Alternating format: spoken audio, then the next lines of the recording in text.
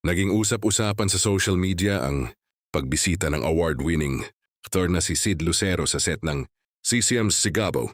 Sa mga larawang ibinahagi online, makikitang masaya siyang nakikipagkwentuhan at nakikisalamuha sa cast at production team, dahilan upang mapansin ng maraming netizens ang kanyang pagpunta sa taping. Dahil sa naturang pagbisita, agad na umusbong ang iba't ibang espekulasyon mula sa mga tagahanga. Marami ang nagtatanong kung senyales na ba ito na magiging bahagi si Sid ng patuloy na sinusubaybayang serye, lalo na't kilala siyang mahusay sa pagganap sa mga matitinding karakter.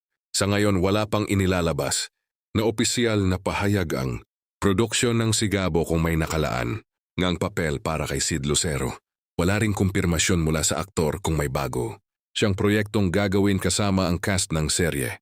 Gayunman maraming viewers ang nagsabing malaking dagdag sa serye kung sakaling makasama si Sid. Kilala ang aktor sa kanyang husay sa drama at action roles, kaya marami ang naniniwalang babagay siya sa mundo ng Sigabo.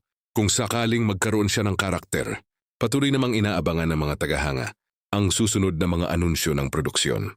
Hanggat wala pang opisyal na kumpirmasyon, nananatiling haka-haka lamang ang mga usap-usapan tungkol sa posibleng paglahok ni Sid Lucero sa serye.